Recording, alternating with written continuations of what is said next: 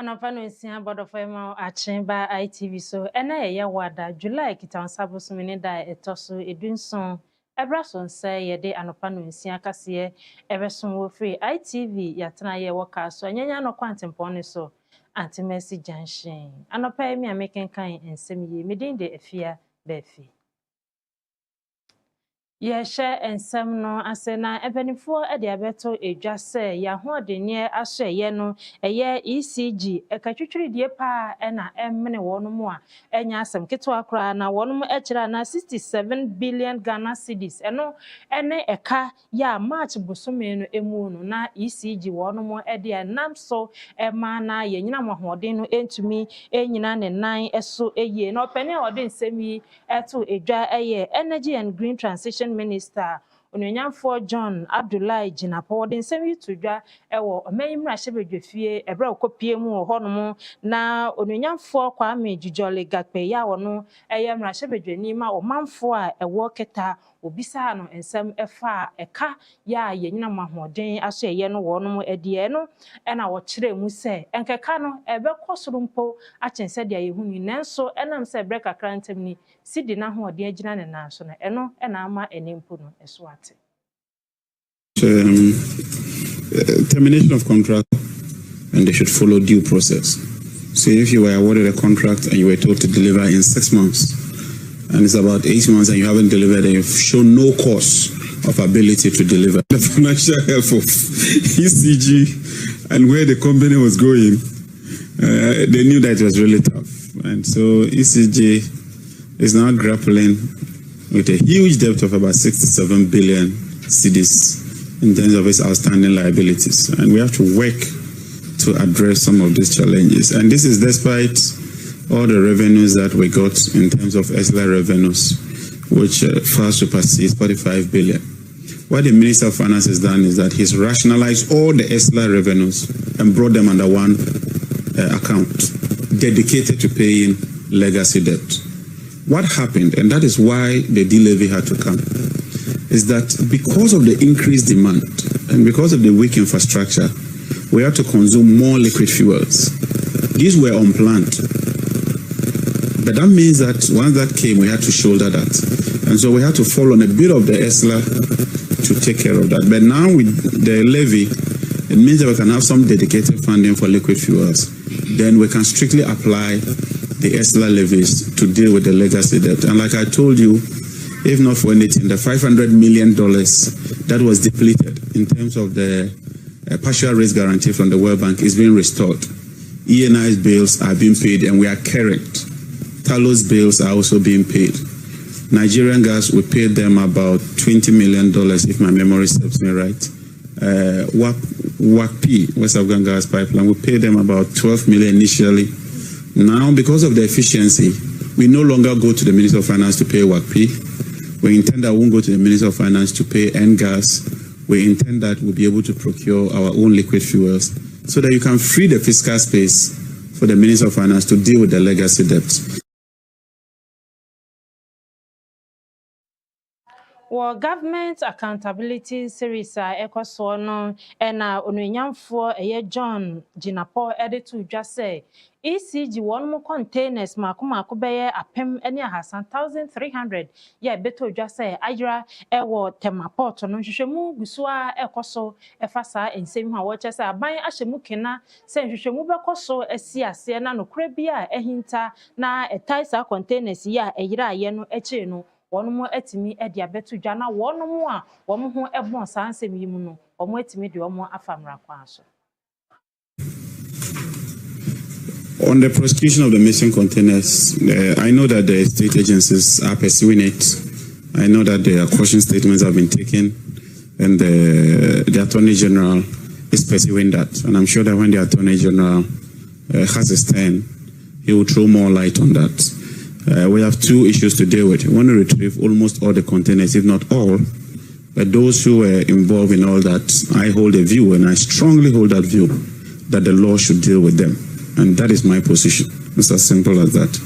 On the issue of power theft, we've been working very hard with ECG and NETCO. In fact, NETCO, recently some of our staff were attacked when they went on their routine work to ensure that we recover revenue as much as we can. Because anytime you have 3 people consuming power and one does not pay, it means that 2 have to shoulder the burden for the other. And so it's in our own interest to ensure that we help these utilities to recover their revenues. And so let me use this opportunity to appeal to all the people in the NETCO area in particular to collaborate with us. This is for the good of the country and is to ensure that we're able to supply power.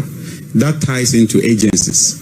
Cabinet approved a policy where all agencies, aside some critical agencies like hospitals, schools, the military, and the police, they were not completely exempted. And let me clarify this.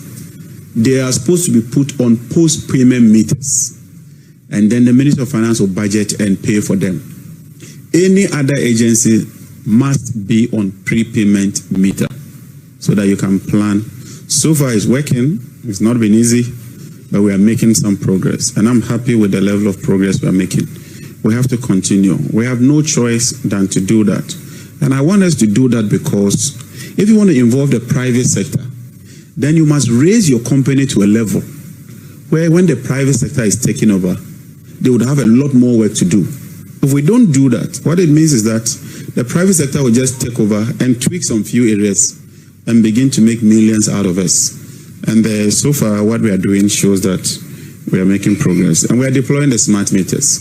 The Minister of Finance is helping us. We haven't abandoned it. We needed to do some audits and do some rationalization because we saw a lot of inefficiency when it comes to the smart meters. And also to audit them so that the issues of the Usain Bolt smart meters are dealt with. The question on whether we intend to have a separate, whether we intend to split VRA. No, our vision, and if you read our manifesto, we rather want to merge VRA and Buidam so that we'll have 3 compartments or 3 entities under that holding company. A thermal company, so that you bring all the thermal assets and put it under one structure. A hydro company, bring all the hydro assets, put it under one structure. Then renewable, then you bring all the renewables and put it under one structure. We do not intend to sell these assets. We rather want to optimize. So if you bring all the hydro sector together, then they can talk among themselves, they can bring about efficiency, and they can reduce overall cost. So you have a holding company, and then you have these 3 entities, bodies, companies, or institutions, so they can work efficiently and then build capacity.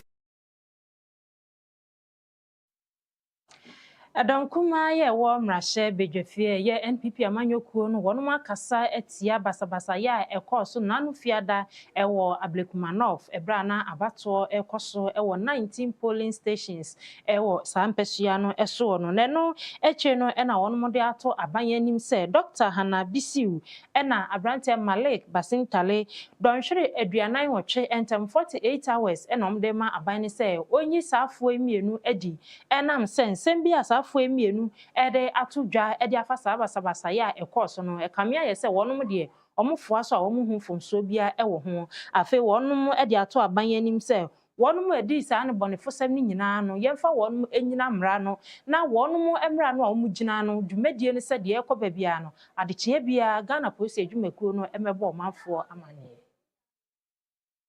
Determine whether Ghana continues on the path of democratic governance or slides towards the normalization of political violence. The international community is watching. Ghana's development partners are watching. Most importantly, the Ghanaian people are watching to see whether their president will defend democracy or protect those who attack the political parties or journalists or regular citizens. The Minority Caucus demands the following actions: the immediate dismissal of violence-endorsing officials. President Mahama must immediately dismiss Dr. Hannah Louisa Bisiu from her position as CEO of the Minerals Development Fund and Malik Basintale from his role as acting CEO of the Youth Employment Agency. Their celebration and justification of violence against opposition figures disqualifies them from holding any public office. This dismissal must happen to demonstrate that the government does not condone political violence. All individuals involved in the Blekuma violence must be arrested and prosecuted to the fullest extent of the law. The police must provide daily updates on their investigation and arrest. There can be no impunity for those who attack a democratic process. The Ghana Police Service must conduct a thorough investigation into their security failures, including the alleged role of Chief Superintendent Lubo Frederick Sunanu. Any officers found to be complicit in the Blekuma North violence must face immediate dismissal and criminal prosecution. We condemn the Blekuma North violence and personally apologize to Honorable Mavis Habakumsun, Nanepe Friye, and all the victims of the violent attacks. His statement must be unequivocal and without any qualification or justification for the violence.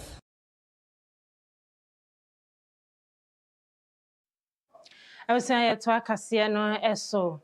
Assemblyman ene adehye ya wonum ewo dwenama ya ewo twifo etimokwa eye mensinimu wo mfimfin mantam wo mode ato abanye anim se eye adesuafo anase sukufo ya wonum ewo twifo dwenama DA Basic School Baby a wonum tena suade no community center ya omo ye yie wo honum programs ahodo nyina wo ho no nti enam so man kwala dodo no a wonum ani enye ho se wonum beko school empo no ebi mo se so omo kọ honum so omo kosuade enam se ye yie deda emu wo honum nti ya na niema bi ebne huna wonum assemblyman onunyafo Augustine Apia ene nemafo wonum de adesrede to abanye nim se wonhwe na wonsi school dan ema mo free and Nebusu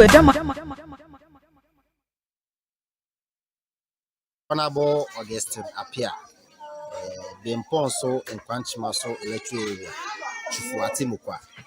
Now, in fact, as an assembly member, a lot of challenges and I may face our military area.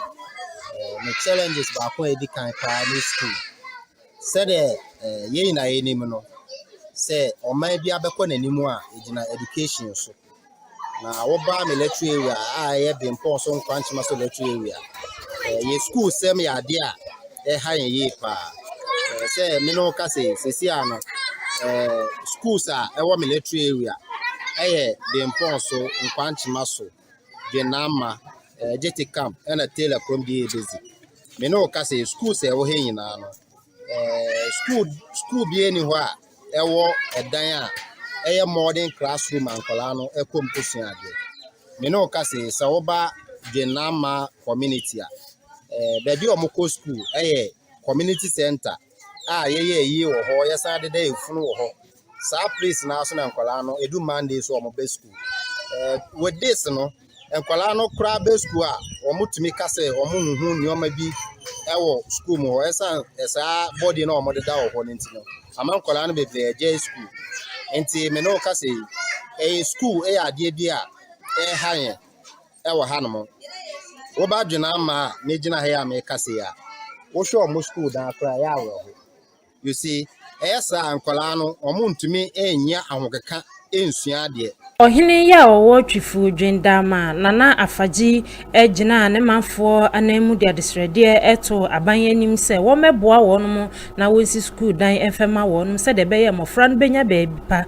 atena esuade na afaji wo twifu dwendama na ade kase ohia wo dwendama ende enyi school dan nti ye santa yi wo hona de aye school dan ti e defu ho kra mpo mafra ho ba ne wanyi akobu dibiri wa ile wa kuntu aka won so e mo yo ha bebiri nti e saban de on bonye wo school afam wo twifu Dwenama na yeti school so ache nso be do anu na 20 years ni yin mbo bi amfim ti e mo ye ho ti school fam so on bonye wo school fam anu esi PTA chairman ena SMC chairman enso ede wonum anu etumu bia wonum nyina ede adesrede to abanye nim se wo meboa wonum Inke ye school yi bebo ade no aha na ye school dan oman na wo si community center But ye check ya you who say you need school so ha. Your mo friend wo twa be 5 miles na wo ko school. Na ye say ye better in school. And in tea a call assembly, ye no kotu anim. Emma waji tum say empanye school na wo ba me why. Ye school ye ko 20 years in. Ya dan aban bi obabe bia ye ka. Won fa mo bia amfa mba. Ti ye dan ni nyina amfa asai. Nti ye sra ban.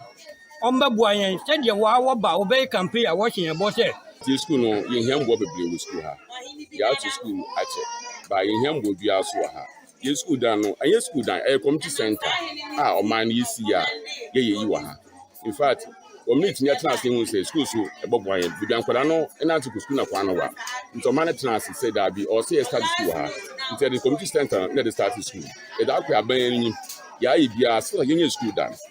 Nti ya to sisre mpanyinfo say o mo boyen mpanyinfo a won sim wo bi NDOs o mo boyen na yenye school dance e wo tufu den dama in fact your problem o hapa nkola na achro ba most bebe 4 or 5 times by stra nkuntuba what you are with fine my effect by yenye school dance nti all the time dia nkola no o mba wani nka.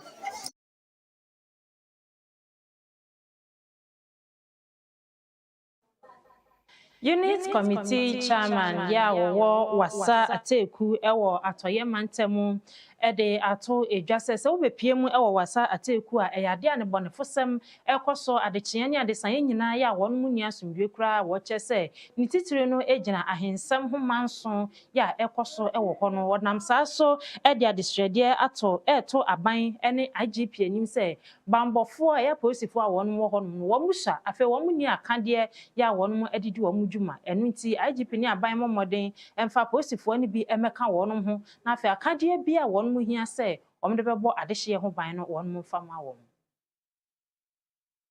asema ameka chire Director General of Police and say omwaye because this year no yes insecurity the security we no very low because asemu simple e wa hana say o call report to police station ayewo ateku a na ya prepare extract at the amount of Fakot district headquarters. Now, Banner from Mahatu district headquarters, and so yeah, over 1.5 hours life. This is a fancy emergency, Pona will be per week. That's a Yama West Class Fakot, Nanipano still up a week one. Or bet me she our claim and with you money. And a secondary, it being put another moment, Unisika one. Now Yama West Class Fakot district headquarters. Uniska obesida kra in out and is almost 100 Ghana cedi obesida kra na wako nti yes less omwaye e wo on security security nsem omaye more police ye ni police car ye ni in case of emergency and at times most at times police for na bi wo ho a obo say ahemfofo ni yusu omudin e de ye omo ade because na dwen ye ne say asem si a police ni no enya hwe ana enya ne hwe ne ade na je say ye ya dwen mu no omo interest bi in the police some of the police service nti ni nyina no onhwe no mo aye senia ebema saa enoma no insecurity ne ye security asem na nkasa ebe tight so am say ye dey tu nenim so am say eba na chieftaincy dispute omo no na ya pai omo aban eyi omo say omo nhwe nti ye besere omo mpanyinfo embla ateku na abakwasem ne die a ose se odi hene no omo blame no omo mehwe na ahensem no esuntwa na ekuro bi a chieftaincy dispute ewo mu no enyina yenim se in develop ateku ye ekuro dada em say the first sawmill in West Africa ateku but still look at the stage of the development na just a very low nti e best let's say omo hwe na ahensem no esuntwa na ekuro no nya ne ntoma pa enfra. Okay.